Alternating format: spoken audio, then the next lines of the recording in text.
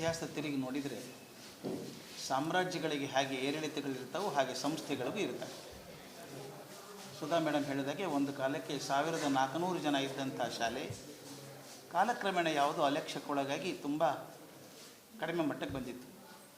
ಇಲ್ಲೊಂದು ಮಾತನ್ನು ನಾನು ಹೇಳಲೇಬೇಕು. ಅದನ್ನು ಸುಧಾಮೂರ್ತಿಯವರು ಇಲ್ಲಿ ಓದಿದರು ಅಂತ ಹೇಳಿದರು. ಸಾಕಷ್ಟು ಜನ ಓದಿದರು. ಅವ್ರು ಇಲ್ಲಿ ಬಂದು ನೋಡಿದ ಮೇಲೆ ಆ ಶಿಥಿಲಾವಸ್ಥೆಗೆ ಬಂದದ್ದು ನೋಡಿ ನಾನು ಏನಾದರೂ ಮಾಡಬೇಕು, ನಾನು ಕಲಿತಂಥ ಶಾಲೆ, ನಮ್ಮ ತಾಯಿ ಇದ್ದಂಥ ಶಾಲೆ ಅಂತ ಹೇಳಿ ಮಾಡಿದರು. ಯಾವುದೇ ಒಂದು ಸಾಧನೆ ಆಗಬೇಕಾದ್ರೆ ಅದು ಹಿಂದೆ ತ್ಯಾಗ ಬೇಕಾಗತ್ತೆ. ತ್ಯಾಗ ಇಲ್ಲದೆ ಯಾವ ದೊಡ್ಡ ಸಾಧನೆಯೂ ಆಗೋದಿಲ್ಲ. ಅವರಿಗೆ ಇದರಿಂದ ಶಾಲೆಯಿಂದ ಏನು ಆಗಬೇಕಾದದ್ದಿಲ್ಲ. ಸುಧಾಮೂರ್ತಿಯವರಿಗೆ ಈ ಶಾಲೆಯಿಂದ ಆಗಬೇಕಾದದ್ದು ಏನೂ ಇಲ್ಲ. ಅವ್ರಿಗೆ ಒಂದೇ ಆಸೆ, ಈ ಶಾಲೆ ಚೆನ್ನಾಗಾಗಬೇಕು. ಶಾಲೆ ಚೆನ್ನಾಗಾಗಬೇಕು ಅಂದರೆ ಏನಾಗಬೇಕು? ಒಂದು ಶಾಲೆಗೆ ಎರಡು ಬೇಕಾಗ್ತದೆ. ಒಂದು ಅನುಕೂಲವಾದಂಥ ಪರಿಸರ ಬೇಕು, ಉತ್ಕೃಷ್ಟವಾದ ಪಾಠಕ್ರಮ ಬೇಕು. ಒಂದು ನಿಮಿಷ. ಒಂದು ಉತ್ತಮವಾದ ವಾತಾವರಣ ಇರಬೇಕು, ಅತ್ಯುತ್ಕೃಷ್ಟವಾದ ಶಿಕ್ಷಣ ಇರಬೇಕು. ಕಲಿಕೆ ಮತ್ತು ವಾತಾವರಣ ಎರಡೂ ಮುಖ್ಯ. ಅವೆರಡನ್ನೂ ಕೊಡಬೇಕು ಅಂತ ತೀರ್ಮಾನ ಮಾಡಿದ್ವಿ. ನಿಮ್ಮ ಪ್ರಶ್ನೆಗೆ ಬರ್ತೇನೆ. ಸ್ಟೇಟ್ ಬಿಟ್ಟು CBSE ಯಾಕೆ ಹೋಗ್ತೀರಿ ಅಂತ ಬಿಡಬೇಕು. CBSE ಕರ್ನಾಟಕ ಬಿಟ್ಟಿಲ್ಲ, ಕರ್ನಾಟಕವನ್ನು ಒಳಗೊಂಡ ಹಾಗೆ ಇಡೀ ದೇಶ ಬರ್ತದೆ. ನಾನು ಹಿಂದ್ಕೊಯ್ ಮಾತನ್ನು ಹೇಳಿದ್ದೇನೆ. ಸ್ಟೇಟ್ ಬೋರ್ಡ್ ಸ್ಕೂಲ್ ಕೆಟ್ಟದು ಅಂತ ಹೇಳೇ ಇಲ್ಲ ನಾನು, ಚೆನ್ನಾಗಿದೆ. ಆದರೆ ನಮ್ಮ ಮಕ್ಕಳಿಗೆ ಜಗತ್ತಿನ ವಾತಾವರಣ ಕೊಡಬೇಕು. ನಾವೆಲ್ಲ ಈಗ ವಿಶ್ವ ಮಾನವರು ಅಂತ ಅನ್ನುವಾಗ ಮೊದಲು ಭಾರತ ಮಾನವರಾದರೂ ಆಗೋಣ. ಇನ್ನೊಂದು, ನಮ್ಮಲ್ಲೇ ನಾನು ನೋಡಿದ ಹಾಗೆ ಸರ್ಕಾರಗಳ ಬದಲಿ ಆದ ಹಾಗೆ ಧ್ಯೇಯೋದ್ದೇಶಗಳ ಬದಲಿ ಆಗ್ತವೆ. ನ್ಯಾಷನಲ್ ಕರಿಕ್ಯುಲಮ್ ಇದ್ದರೆ ಯಾವುದೂ ತಕ್ಷಣ ಬದಲಾಗೋಲ್ಲ. ಒಂದು ಸ್ಟೆಬಿಲಿಟಿ ಅಂತ ಇರ್ತದೆ, ಕಳ್ಕೊಂಡು ಹೋಗುತ್ತೆ. ಮತ್ತು ಇಡೀ ರಾಷ್ಟ್ರಕ್ಕೆ ಬೇಕಾದಂಥ ಪೂರಕವಾದ ವಾತಾವರಣ ಸೃಷ್ಟಿ ಮಾಡೋದಕ್ಕೆ ಬಂದಿದೆ. ತಾವು ಗಮನಿಸಿರ್ಬೇಕು ಇತ್ತೀಚೆಗೆ. ಅಂದರೆ ನಾನು CBSE ಪರವಾಗಿ ಮಾತಾಡ್ತೀನಿ ಅಂತಲ್ಲ, ಅದು ಇರೋವಂಥ ಒಳ್ಳೆಯದನ್ನು ಮಾತ್ರ ಹೇಳಬೇಕು. ನ್ಯಾಷನಲ್ ಎಜುಕೇಷನ್ ಪಾಲಿಸಿ ಅಂತ ಬಂದಾಗ ಅದು ಮುಖ್ಯವಾಗಿರೋ CBSE ಕರಿಕ್ಯುಲಮ್ ಮೇಲೆ ಇರುವಂಥದ್ದು. ತಮಗೆಲ್ಲ ಗೊತ್ತಿದೆ, ಸ್ವಾತಂತ್ರ್ಯ ಪೂರ್ವದಲ್ಲಿ ICSE, CBSE, ಸ್ಟೇಟ್ ಬೋರ್ಡ್ ಅಂತೆಲ್ಲ ಇತ್ತು. ಈಗ ನಾವು ಅನ್ಕೋತಾ ಇದ್ದೀವಿ, ಈ ಭಾರತದಲ್ಲಿ 5 ಲೆವೆಲ್ ಇದ್ದಾವೆ. ಈಗ ಯಾಕೆ ಇರಬೇಕೋ ಗೊತ್ತಿಲ್ಲ.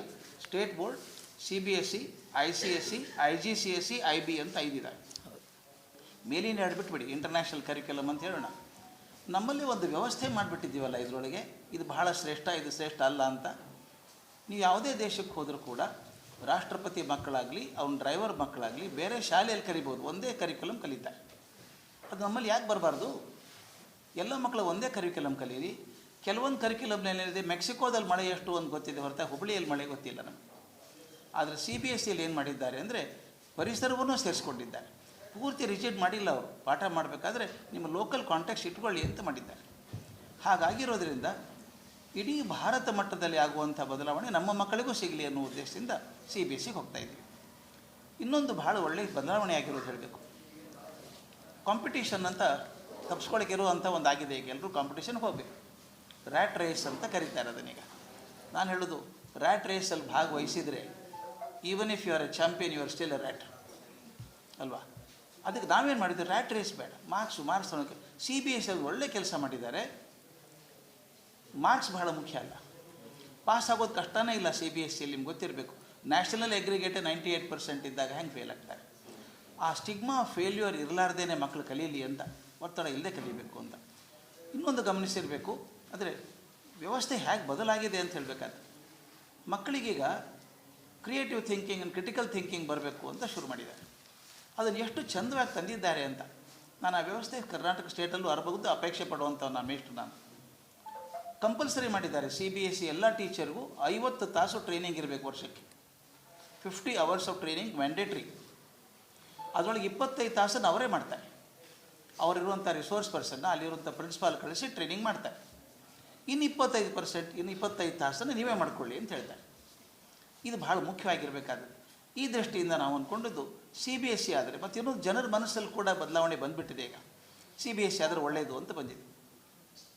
ಉದ್ದೇಶ ಇಷ್ಟೇ, ಸುಧಾಮೂರ್ತಿಯವ್ರ ಉದ್ದೇಶ ಇಷ್ಟೇ, ಇಲ್ಲಿ ಕೊಡುವಂಥ ಶಿಕ್ಷಣ ನಮ್ಮ ಕರ್ನಾಟಕದ ಶ್ರೇಷ್ಠ ಶಿಕ್ಷಣ ಸಂಸ್ಥೆ ಅಂತ ಯಾವಿದೋ ಅದಕ್ಕೂ ಒಂದು ಚೂರು ಕಮ್ಮಿ ಆಗಬಾರ್ದು. ಆ ಮಟ್ಟದ ಶಿಕ್ಷಣನೇ ಕೊಡಬೇಕು. ಯಾಕೆ ನಮ್ಮ ಮಕ್ಕಳಿಗೆ ಕಡಿಮೆ ಶಿಕ್ಷಣ ಕೊಡಬೇಕು? ಅದರಿಂದ ಎರಡು ಮುಖ್ಯವಾಗಿ ಮಾಡಬೇಕಾಗುತ್ತೆ. ಅದನ್ನು ಒತ್ತಿ ಹೇಳಬೇಕಾಗಿದೆ. ನಾನು ಎಲ್ಲ ಕಡೆಗೆ ಮಕ್ಕಳಿಗೆ ತರಬೇತಿ ಕೊಡ್ತೀವಿ ಎಲ್ಲರೂ ನಾವು. ಶಿಕ್ಷಕರ ತರಬೇತಿ ಯಾರು ಕೊಡ್ತಾರೆ? ಈ ಸಂಸ್ಥೆಯಲ್ಲಿ ನಾನು ಗಟ್ಟಿಯಾಗಿ ಹೇಳಬೇಕಾದ್ರೆ ಬಹುಶಃ ಇದು ಒಂದೇ ಸಂಸ್ಥೆ ನಾನು ಅಂದ್ಕೊಂಡದ್ದು. ಪ್ರತಿ ತಿಂಗಳು ಶಿಕ್ಷಕರಿಗೆ ಟ್ರೈನಿಂಗ್ ಆಗ್ತದೆ ಇಲ್ಲಿ. ಪ್ರತಿ ತಿಂಗಳು 2 ದಿವಸ ಬಂದು ಬೆಂಗಳೂರಿಂದ ಬರ್ತಾರೆ, ಟ್ರೈನಿಂಗ್ ಮಾಡಿ ಹೋಗ್ತಾರೆ. ಎಲ್ಲಿವರೆಗೂ ನೀವು ಡ್ರೆಸ್ ಹೆಂಗೆ ಹಾಕ್ಕೋಬೇಕು ಅಲ್ಲಿಂದ ಹಿಡಿದು ಕ್ಲಾಸ್ ರೂಮ್ ಮ್ಯಾನೇಜ್ಮೆಂಟ್ ಹೆಂಗಿರಬೇಕು, ಮಕ್ಕಳ ಮನಸ್ಥಿತಿ ಅರ್ಥ ಮಾಡ್ಕೊಳ್ಳೋದು ಹೇಗೆ, ಕ್ವಶನ್ ಪೇಪರ್ ತಯಾರು ಮಾಡೋದು ಹೇಗೆ, ಪ್ರತಿಯೊಂದು ಸೃಜನಶೀಲ ಪದ್ಧತಿಯನ್ನು ಕಲಿಸೋದು ಹೇಗೆ ಅಂತ ನನಗೊಂದು ಆಸೆ ಇದೆ. ಇದೇ ಥರ ಟ್ರೈನಿಂಗ್ ಕಂಟಿನ್ಯೂಸ್ ಆಗ್ತಾಯಿದ್ರೆ ಬದಲಾವಣೆ ಆಗೇ ಆಗ್ತಾರೆ ಟೀಚರ್. ನನ್ನ ಪ್ರಕಾರ ಮಕ್ಕಳು ಶಿಕ್ಷಕರನ್ನ ಇಷ್ಟಪಟ್ಟರೆ ಶಿಕ್ಷಣನೂ ಇಷ್ಟಪಡ್ತಾರೆ. ಭಾಳ ಮುಖ್ಯ ಅದು. ನಾನು ಯಾವ ಟೀಚರ್ ಲೈಕ್ ಮಾಡ್ತೇನೆ ಅವ್ರು ಕಲಿಸೋ ವಿಷಯನೂ ಪ್ರೀತಿ ಬರ್ತದೆ. ಅದಕ್ಕೆ ಅವ್ರ ಮಟ್ಟ ಹೆಚ್ಚಿಗೆ ಆಗಬೇಕು. Ultimately the quality of education is just as good as the quality of teachers. ಅದನ್ನು ಪ್ರತಿಜ್ಞೆ ಹಿಡ್ಕೊಂಡು ಶಿಕ್ಷಕರನ್ನು ತಯಾರಿ ಮಾಡ್ತಾ ಇದ್ದಾರೆ.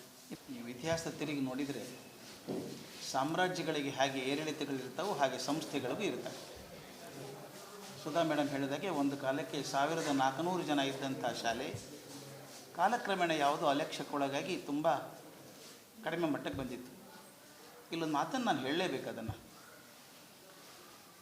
ಸುಧಾಮೂರ್ತಿಯವರು ಇಲ್ಲಿ ಓದಿದರು ಅಂತ ಹೇಳಿದರು. ಸಾಕಷ್ಟು ಜನ ಓದಿದರು. ಅವ್ರು ಇಲ್ಲಿ ಬಂದು ನೋಡಿದ ಮೇಲೆ ಆ ಶಿಥಿಲಾವಸ್ಥೆಗೆ ಬಂದದ್ದು ನೋಡಿ ನಾನು ಏನಾದರೂ ಮಾಡಬೇಕು, ನಾನು ಕಲಿತಂಥ ಶಾಲೆ, ನಮ್ಮ ತಾಯಿ ಇದ್ದಂಥ ಶಾಲೆ ಅಂತ ಹೇಳಿ ಮಾಡಿದರು. ಯಾವುದೇ ಒಂದು ಸಾಧನೆ ಆಗಬೇಕಾದ್ರೆ ಅದು ಹಿಂದೆ ತ್ಯಾಗ ಬೇಕಾಗತ್ತೆ. ತ್ಯಾಗ ಇಲ್ಲದೆ ಯಾವ ದೊಡ್ಡ ಸಾಧನೆಯೂ ಆಗೋದಿಲ್ಲ. ಅವರಿಗೆ ಇದರಿಂದ ಶಾಲೆಯಿಂದ ಏನು ಆಗಬೇಕಾದದ್ದಿಲ್ಲ. ಸುಧಾಮೂರ್ತಿಯವರಿಗೆ ಈ ಶಾಲೆಯಿಂದ ಆಗಬೇಕಾದದ್ದು ಏನೂ ಇಲ್ಲ. ಅವ್ರಿಗೆ ಒಂದೇ ಆಸೆ, ಈ ಶಾಲೆ ಚೆನ್ನಾಗಾಗಬೇಕು. ಶಾಲೆ ಚೆನ್ನಾಗಾಗಬೇಕು ಅಂದರೆ ಏನಾಗಬೇಕು? ಒಂದು ಶಾಲೆಗೆ 2 ಬೇಕಾಗ್ತದೆ. ಒಂದು ಅನುಕೂಲವಾದಂಥ ಪರಿಸರ ಬೇಕು, ಉತ್ಕೃಷ್ಟವಾದ ಪಾಠಕ್ರಮ ಬೇಕು. ಒಂದು ನಿಮಿಷ. ಒಂದು ಉತ್ತಮವಾದ ವಾತಾವರಣ ಇರಬೇಕು, ಅತ್ಯುತ್ಕೃಷ್ಟವಾದ ಶಿಕ್ಷಣ ಇರಬೇಕು. ಕಲಿಕೆ ಮತ್ತು ವಾತಾವರಣ ಎರಡೂ ಮುಖ್ಯ. ಅವೆರಡನ್ನೂ ಕೊಡಬೇಕು ಅಂತ ತೀರ್ಮಾನ ಮಾಡಿದ್ವಿ. ನಿಮ್ಮ ಪ್ರಶ್ನೆಗೆ ಬರ್ತೇನೆ. ಸ್ಟೇಟ್ ಬಿಟ್ಟು CBSE ಯಾಕೆ ಹೋಗ್ತೀರಿ ಅಂತ ಹೇಳಬೇಕು. CBSE ಕರ್ನಾಟಕ ಬಿಟ್ಟಿಲ್ಲ, ಕರ್ನಾಟಕವನ್ನು ಒಳಗೊಂಡ ಹಾಗೆ ಇಡೀ ದೇಶ ಬರ್ತದೆ. ನಾನು ಹಿಂದ್ಕೊಯ್ ಮಾತನ್ನು ಹೇಳಿದ್ದೇನೆ. ಸ್ಟೇಟ್ ಬೋರ್ಡ್ ಸ್ಕೂಲ್ ಕೆಟ್ಟದು ಅಂತ ಹೇಳೇ ಇಲ್ಲ ನಾನು, ಚೆನ್ನಾಗಿದೆ. ಆದರೆ ನಮ್ಮ ಮಕ್ಕಳಿಗೆ ಜಗತ್ತಿನ ವಾತಾವರಣ ಕೊಡಬೇಕು. ನಾವೆಲ್ಲ ಈಗ ವಿಶ್ವ ಮಾನವರು ಅಂತ ಅನ್ನುವಾಗ ಮೊದಲು ಭಾರತ ಮಾನವರಾದರೂ ಆಗೋಣ. ಇನ್ನೊಂದು, ನಮ್ಮಲ್ಲೇ ನಾನು ನೋಡಿದ ಹಾಗೆ ಸರ್ಕಾರಗಳ ಬದಲಿ ಆದ ಹಾಗೆ ಧ್ಯೇಯೋದ್ದೇಶಗಳ ಬದಲಿ ಆಗ್ತವೆ. ನ್ಯಾಷನಲ್ ಕರಿಕ್ಯುಲಮ್ ಇದ್ದರೆ ಯಾವುದೂ ತಕ್ಷಣ ಬದಲಾಗೋಲ್ಲ. ಒಂದು ಸ್ಟೆಬಿಲಿಟಿ ಅಂತ ಇರ್ತದೆ, ಕಳ್ಕೊಂಡು ಹೋಗುತ್ತೆ. ಮತ್ತು ಇಡೀ ರಾಷ್ಟ್ರಕ್ಕೆ ಬೇಕಾದಂಥ ಪೂರಕವಾದ ವಾತಾವರಣ ಸೃಷ್ಟಿ ಮಾಡೋದಕ್ಕೆ ಬಂದಿದೆ. ತಾವು ಗಮನಿಸಿರ್ಬೇಕು ಇತ್ತೀಚೆಗೆ. ಅಂದರೆ ನಾನು CBSE ಪರವಾಗಿ ಮಾತಾಡ್ತೀನಿ ಅಂತಲ್ಲ, ಅದು ಇರೋವಂಥ ಒಳ್ಳೆಯದನ್ನು ಮಾತ್ರ ಹೇಳಬೇಕು. ನ್ಯಾಷನಲ್ ಎಜುಕೇಷನ್ ಪಾಲಿಸಿ ಅಂತ ಬಂದಾಗ ಅದು ಮುಖ್ಯವಾಗಿರೋ CBSE ಕರಿಕ್ಯುಲಮ್ ಮೇಲೆ ಇರುವಂಥದ್ದು. ತಮಗೆಲ್ಲ ಗೊತ್ತಿದೆ, ಸ್ವಾತಂತ್ರ್ಯ ಪೂರ್ವದಲ್ಲಿ ICSE, CBSE, ಸ್ಟೇಟ್ ಬೋರ್ಡ್ ಅಂತೆಲ್ಲ ಇತ್ತು. ಈಗ ನಾವು ಅನ್ಕೋತಾ ಇದ್ದೀವಿ, ಈ ಭಾರತದಲ್ಲಿ 5 ಲೆವೆಲ್ ಇದ್ದಾವೆ. ಈಗ ಯಾಕೆ ಇರಬೇಕೋ ಗೊತ್ತಿಲ್ಲ. State board, CBSE, ICSE, IGCSE, IB ಅಂತ 5 ಇದ್ದಾವೆ. ಮೇಲಿನ 2 ಬಿಟ್ಬಿಡಿ, ಇಂಟರ್ನ್ಯಾಷನಲ್ ಕರಿಕ್ಯುಲಮ್ ಅಂತ ಹೇಳೋಣ. ನಮ್ಮಲ್ಲಿ ಒಂದು ವ್ಯವಸ್ಥೆ ಮಾಡಿಬಿಟ್ಟಿದ್ದೀವಲ್ಲ ಇದರೊಳಗೆ, ಇದು ಬಹಳ ಶ್ರೇಷ್ಠ, ಇದು ಶ್ರೇಷ್ಠ ಅಲ್ಲ ಅಂತ. ನೀವು ಯಾವುದೇ ದೇಶಕ್ಕೆ ಹೋದರೂ ಕೂಡ ರಾಷ್ಟ್ರಪತಿ ಮಕ್ಕಳಾಗಲಿ, ಅವನ ಡ್ರೈವರ್ ಮಕ್ಕಳಾಗಲಿ ಬೇರೆ ಶಾಲೆಯಲ್ಲಿ ಕಲಿಬೋದು, ಒಂದೇ ಕರಿಕ್ಯುಲಮ್ ಕಲಿತಾರೆ. ಅದು ನಮ್ಮಲ್ಲಿ ಯಾಕೆ ಬರಬಾರ್ದು? ಎಲ್ಲ ಮಕ್ಕಳು ಒಂದೇ ಕರಿಕ್ಯುಲಮ್ ಕಲೀರಿ. ಕೆಲವೊಂದು ಕರಿಕ್ಯುಲಮ್ನೇನಿದೆ, ಮೆಕ್ಸಿಕೋದಲ್ಲಿ ಮಳೆ ಎಷ್ಟು ಅಂತ ಗೊತ್ತಿದೆ ಹೊರತು ಹುಬ್ಬಳ್ಳಿಯಲ್ಲಿ ಮಳೆ ಗೊತ್ತಿಲ್ಲ ನಮಗೆ. ಆದರೆ CBSEಯಲ್ಲಿ ಏನು ಮಾಡಿದ್ದಾರೆ ಅಂದರೆ ಪರಿಸರವನ್ನು ಸೇರಿಸ್ಕೊಂಡಿದ್ದಾರೆ. ಪೂರ್ತಿ ರಿಜಿಡ್ ಮಾಡಿಲ್ಲ. ಅವರು ಪಾಠ ಮಾಡಬೇಕಾದ್ರೆ ನಿಮ್ಮ ಲೋಕಲ್ ಕಾಂಟ್ಯಾಕ್ಟ್ಸ್ ಇಟ್ಕೊಳ್ಳಿ ಅಂತ ಮಾಡಿದ್ದಾರೆ. ಹಾಗಾಗಿರೋದ್ರಿಂದ ಇಡೀ ಭಾರತ ಮಟ್ಟದಲ್ಲಿ ಆಗುವಂಥ ಬದಲಾವಣೆ ನಮ್ಮ ಮಕ್ಕಳಿಗೂ ಸಿಗಲಿ ಅನ್ನೋ ಉದ್ದೇಶದಿಂದ CBSEಗೆ ಹೋಗ್ತಾ ಇದ್ದೀವಿ. ಇನ್ನೊಂದು ಭಾಳ ಒಳ್ಳೆಯ ಬದಲಾವಣೆ ಆಗಿರೋದು ಹೇಳಬೇಕು. ಕಾಂಪಿಟೇಷನ್ ಅಂತ ತಪ್ಪಿಸ್ಕೊಳಕ್ಕೆ ಇರುವಂಥ ಒಂದು ಆಗಿದೆ. ಈಗ ಎಲ್ಲರೂ ಕಾಂಪಿಟೇಷನ್ಗೆ ಹೋಗಬೇಕು. ರ್ಯಾಟ್ ರೇಸ್ ಅಂತ ಕರೀತಾರೆ ಅದನ್ನೀಗ. ನಾನು ಹೇಳೋದು, ರ್ಯಾಟ್ ರೇಸಲ್ಲಿ ಭಾಗವಹಿಸಿದರೆ even if you are a champion you are still a rat ಅಲ್ವಾ. ಅದಕ್ಕೆ ನಾವೇನು ಮಾಡಿದ್ವಿ, ರ್ಯಾಟ್ ರೇಸ್ ಬೇಡ, ಮಾರ್ಕ್ಸ್ ಅನ್ನೋಕ್ಕೆ. CBSEಯಲ್ಲಿ ಒಳ್ಳೆ ಕೆಲಸ ಮಾಡಿದ್ದಾರೆ. ಮಾರ್ಕ್ಸ್ ಬಹಳ ಮುಖ್ಯ ಅಲ್ಲ, ಪಾಸ್ ಆಗೋದು ಕಷ್ಟನೇ ಇಲ್ಲ. CBSEಯಲ್ಲಿ ನಿಮ್ಗೆ ಗೊತ್ತಿರಬೇಕು, ನ್ಯಾಷನಲ್ ಅಗ್ರಿಗೇಟ್ 98% ಇದ್ದಾಗ ಹೆಂಗೆ ಫೇಲ್ ಆಗ್ತಾರೆ. ಆ ಸ್ಟಿಗ್ಮಾ ಫೇಲ್ಯೂರ್ ಇರಲಾರ್ದೇ ಮಕ್ಕಳು ಕಲೀಲಿ ಅಂತ, ಒತ್ತಡ ಇಲ್ಲದೆ ಕಲಿಬೇಕು ಅಂತ. ಇನ್ನೊಂದು ಗಮನಿಸಿರಬೇಕು, ಆದರೆ ವ್ಯವಸ್ಥೆ ಹೇಗೆ ಬದಲಾಗಿದೆ ಅಂತ ಹೇಳಬೇಕಾದ್ರೆ, ಮಕ್ಕಳಿಗೀಗ creative thinking and critical thinking ಬರಬೇಕು ಅಂತ ಶುರು ಮಾಡಿದ್ದಾರೆ. ಅದನ್ನು ಎಷ್ಟು ಚಂದವಾಗಿ ತಂದಿದ್ದಾರೆ ಅಂತ. ನಾನು ಆ ವ್ಯವಸ್ಥೆ ಕರ್ನಾಟಕ ಸ್ಟೇಟಲ್ಲೂ ಅರಬಹುದು ಅಪೇಕ್ಷೆ ಪಡುವಂಥ ನಾನು. ಕಂಪಲ್ಸರಿ ಮಾಡಿದ್ದಾರೆ. CBSE ಎಲ್ಲ ಟೀಚರ್ಗೂ 50 ತಾಸು ಟ್ರೈನಿಂಗ್ ಇರಬೇಕು ವರ್ಷಕ್ಕೆ. 50 hours ಆಫ್ ಟ್ರೈನಿಂಗ್ ಮ್ಯಾಂಡೇಟ್ರಿ. ಅದರೊಳಗೆ 25 ತಾಸನ್ನು ಅವರೇ ಮಾಡ್ತಾರೆ. ಅವರಿರುವಂಥ ರಿಸೋರ್ಸ್ ಪರ್ಸನ್ನ ಅಲ್ಲಿರುವಂಥ ಪ್ರಿನ್ಸಿಪಾಲ್ ಕಳಿಸಿ ಟ್ರೈನಿಂಗ್ ಮಾಡ್ತಾರೆ. ಇನ್ನು 25 ತಾಸನ್ನು ನೀವೇ ಮಾಡ್ಕೊಳ್ಳಿ ಅಂತ ಹೇಳ್ತಾರೆ. ಇದು ಭಾಳ ಮುಖ್ಯವಾಗಿರಬೇಕಾದ್ರೆ ಈ ದೃಷ್ಟಿಯಿಂದ ನಾವು ಅಂದ್ಕೊಂಡಿದ್ದು CBSE ಆದರೆ, ಮತ್ತು ಇನ್ನೊಂದು ಜನರ ಮನಸ್ಸಲ್ಲಿ ಕೂಡ ಬದಲಾವಣೆ ಬಂದುಬಿಟ್ಟಿದೆ. ಈಗ CBSE ಆದರೆ ಒಳ್ಳೆಯದು ಅಂತ ಬಂದಿದೆ. ಉದ್ದೇಶ ಇಷ್ಟೇ, ಸುಧಾಮೂರ್ತಿಯವ್ರ ಉದ್ದೇಶ ಇಷ್ಟೇ, ಇಲ್ಲಿ ಕೊಡುವಂಥ ಶಿಕ್ಷಣ ನಮ್ಮ ಕರ್ನಾಟಕದ ಶ್ರೇಷ್ಠ ಶಿಕ್ಷಣ ಸಂಸ್ಥೆ ಅಂತ ಯಾವಿದೋ ಅದಕ್ಕೂ ಒಂದು ಚೂರು ಕಮ್ಮಿ ಆಗಬಾರ್ದು. ಆ ಮಟ್ಟದ ಶಿಕ್ಷಣನೇ ಕೊಡಬೇಕು. ಯಾಕೆ ನಮ್ಮ ಮಕ್ಕಳಿಗೆ ಕಡಿಮೆ ಶಿಕ್ಷಣ ಕೊಡಬೇಕು? ಅದರಿಂದ 2 ಮುಖ್ಯವಾಗಿ ಮಾಡಬೇಕಾಗುತ್ತೆ. ಅದನ್ನು ಒತ್ತಿ ಹೇಳಬೇಕಾಗಿದೆ. ನಾನು ಎಲ್ಲ ಕಡೆಗೆ ಮಕ್ಕಳಿಗೆ ತರಬೇತಿ ಕೊಡ್ತೀವಿ ಎಲ್ಲರೂ ನಾವು. ಶಿಕ್ಷಕರ ತರಬೇತಿ ಯಾರು ಕೊಡ್ತಾರೆ? ಈ ಸಂಸ್ಥೆಯಲ್ಲಿ ನಾನು ಗಟ್ಟಿಯಾಗಿ ಹೇಳಬೇಕಾದ್ರೆ, ಬಹುಶಃ ಇದು ಒಂದೇ ಸಂಸ್ಥೆ ನಾನು ಅಂದ್ಕೊಂಡಿದ್ದು, ಪ್ರತಿ ತಿಂಗಳು ಶಿಕ್ಷಕರಿಗೆ ಟ್ರೈನಿಂಗ್ ಆಗ್ತದೆ ಇಲ್ಲಿ. ಪ್ರತಿ ತಿಂಗಳು 2 ದಿವಸ ಬಂದು ಬೆಂಗಳೂರಿಂದ ಬರ್ತಾರೆ, ಟ್ರೈನಿಂಗ್ ಮಾಡಿ ಹೋಗ್ತಾರೆ. ಎಲ್ಲಿವರೆಗೂ ನೀವು ಡ್ರೆಸ್ ಹೆಂಗೆ ಹಾಕ್ಕೋಬೇಕು ಅಲ್ಲಿಂದ ಹಿಡಿದು ಕ್ಲಾಸ್ ರೂಮ್ ಮ್ಯಾನೇಜ್ಮೆಂಟ್ ಹೆಂಗಿರಬೇಕು, ಮಕ್ಕಳ ಮನಸ್ಥಿತಿ ಅರ್ಥ ಮಾಡ್ಕೊಳ್ಳೋದು ಹೇಗೆ, ಕ್ವಶನ್ ಪೇಪರ್ ತಯಾರು ಮಾಡೋದು ಹೇಗೆ, ಪ್ರತಿಯೊಂದು ಮತ್ತು ಸೃಜನಶೀಲ ಪದ್ಧತಿಯನ್ನು ಕಲಿಸೋದು ಹೇಗೆ ಅಂತ ನನಗೊಂದು ಆಸೆ ಇದೆ. ಇದೇ ಥರ ಟ್ರೈನಿಂಗ್ ಕಂಟಿನ್ಯೂಸ್ ಆಗ್ತಾಯಿದ್ರೆ ಬದಲಾವಣೆ ಆಗೇ ಆಗ್ತಾರೆ ಟೀಚರ್. ನನ್ನ ಪ್ರಕಾರ ಮಕ್ಕಳು ಶಿಕ್ಷಕರನ್ನ ಇಷ್ಟಪಟ್ಟರೆ ಶಿಕ್ಷಣನೂ ಇಷ್ಟಪಡ್ತಾರೆ. ಭಾಳ ಮುಖ್ಯ ಅದು. ನಾನು ಯಾವ ಟೀಚರ್ ಲೈಕ್ ಮಾಡ್ತೇನೆ ಅವ್ರು ಕಲಿಸೋ ವಿಷಯನೂ ಪ್ರೀತಿ ಬರ್ತದೆ. ಅದಕ್ಕೆ ಅವ್ರ ಮಟ್ಟ ಹೆಚ್ಚಿಗೆ ಆಗಬೇಕು. Ultimately the quality of education is just as good as the quality of teachers. ಅದನ್ನು ಪ್ರತಿಜ್ಞೆ ಹಿಡ್ಕೊಂಡು ಶಿಕ್ಷಕರನ್ನು ತಯಾರಿ ಮಾಡ್ತಾ ಇದ್ದಾರೆ.